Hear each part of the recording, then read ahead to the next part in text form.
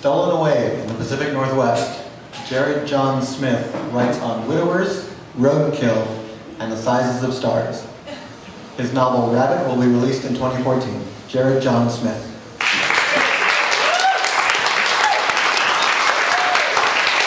Thank you, everyone. So this excerpt is from my book that's coming out this next year with Pinkfish Press. The book is called Rabbit. This chapter is called Every Little Part of Me. Arizona must just be that place where exceptional men vanish once they no longer see themselves in others, once they surpass potential and can feel the painful crawl of aging.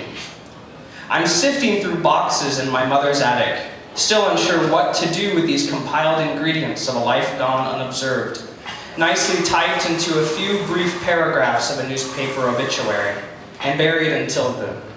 Who? In a shoebox is a pair of wire-framed glasses, unfit for the correction my eyes now required, even more so unfit for my enlarged cranium. This is a blessing and a curse, says my therapist.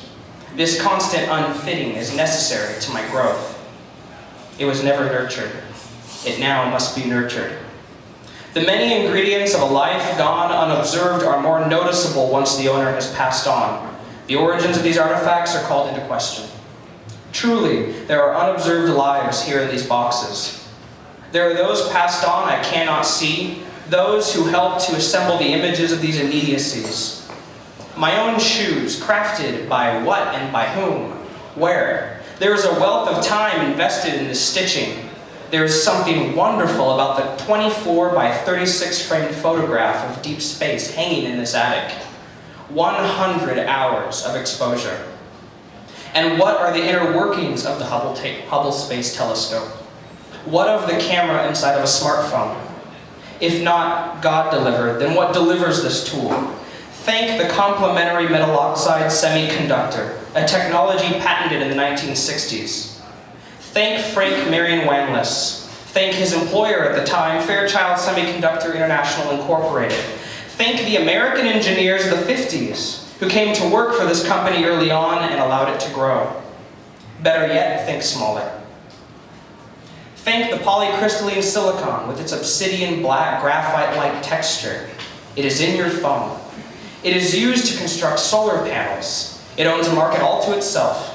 Because of these materials and the minds capable of manipulating it, you are allowed to capture still memories of the mundane and the fantastic.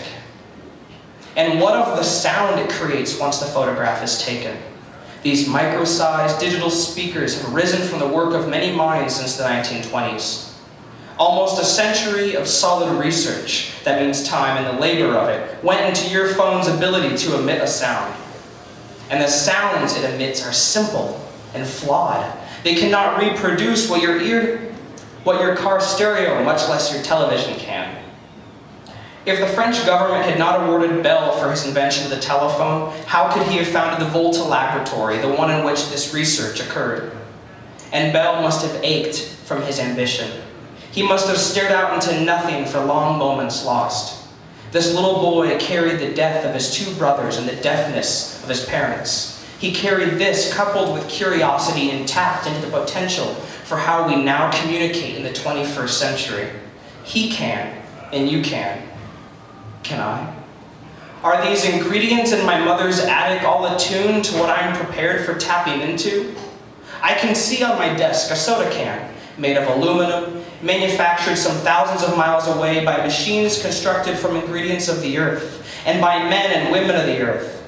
And I see a legal pad made of the rooted giants, and a mylar rabbit made of metallized polyethylene terephthalate, ingredients first utilized by NASA to produce space blankets, to produce warmth in an emergency situation. I see a Zebra F402 metallic gray retractable ballpoint pen. From Indonesia, it arrived to a store and then to my hand so that I may exact, through its 0.7 millimeter fine point tip, some amount of feeling. This is a process, all of this. Whatever objects are around you have originated from a place far removed from your immediacy. It is a process we feel through. And yet the processes within me feel larger, the movements more grand and undefined. The words cascade through these swelling, wet recesses of my brain. It all, one good year, my mother calls it. The 1 year with my father where everything was good and he was normal and they felt love and had a baby together. The three of us were made as one, and the future meant whatever we projected, but it wore off. The shell my father decorated with care and wore with us showed cracks. It fell around him, dissolved to dust. She walked in on him with lines of cocaine in the bathroom, the harder drugs he ingested elsewhere outside of our home. The little boy in him sought excitement, rich with highs and lows not possible otherwise. The little girl in her sought these with him, not possible otherwise. And now I see it. No job he ever held lasted. Each job he quit. Each commitment fell short of the promises he made. And he spoke of an emptiness to fill. He passed it on to me. It lay dormant for 27 years. Writing offered a medium through which my feelings were filtered. It did not suppress. It made sense of my senses. And it is what I need, but this job I'm working is in the way. At my desk, all of my obsessions are stored. Some fight to get to the nearest post-it note or receipt in my pocket. Seconds pass and no blank space remains. There's too much to say. This is not what I'm meant for. This is a squandered gift, and I cannot fail my friend or my coworkers, but I cannot write. The clearest method is the first ticket out. By my own hand may I leave. I feel too much of everything. I said this to my friend on our last visit.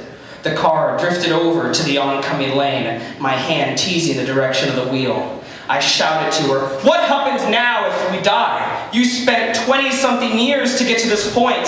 Tell me what good it was for." She's sobbing. "Please don't, I don't understand. Please, I'm sorry."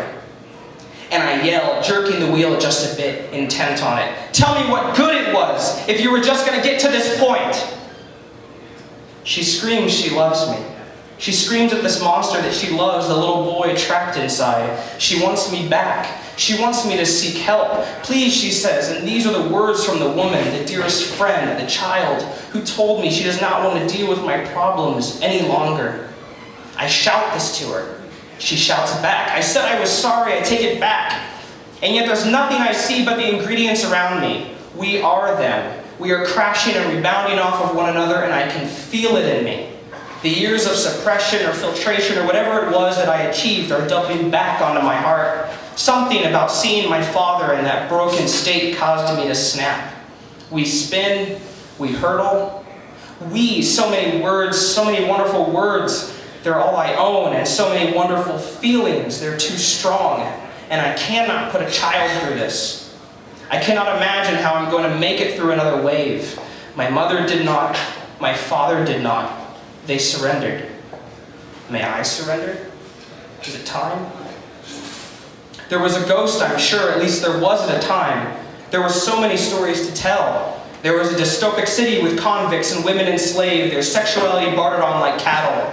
There was a town with Russian immigrants and Spanish coroners, and these were filters. They made it okay to feel. They interpreted me. My friend read these and reinterpreted me, and she accepted the fiction. She accepted the non-fiction. But the ingredients, are they all in order? Can I achieve order? I'm asking. I'm writing the question, but the paper does not respond. I am the responder. I'm the asker, the answerer. I am the seeker and the wiser. This is too much responsibility. These roles I cannot fit, and I'm too deep, too far submerged. I cannot swim to the surface and back to that island and wait for a boat to arrive. There's no more waiting. These are the depths. Father, I'm on my way. After writing this, my friend reached out through the phone. Her words carried over hills and trees, through towers, much as leaves will on passing winds. She recounted to me a dream she endured a week prior. In her dream, there was a party taking place across the whole expanse on an island. She and I were not in each other's company, but she knew I was present at this party. Many people were celebrating. Soon, everyone was submerged in water up to their hips as if the island had flooded to a major enough degree. Some parts covered, some still dry. My friend knew a wave was coming, something along the lines of a tsunami. She searched for me. Despite the fact that the island would face unavoidable disaster, she had to find me. And after looking all over, I was sitting by a tent on a patch of dry sand. My friend urged me to move. I was not listening. I don't even know where we would have gone, she said. The whole island was going to be underwater. But she tried, and I refused to budge. So my friend waited with me, terrified, and she awoke as the wave hit.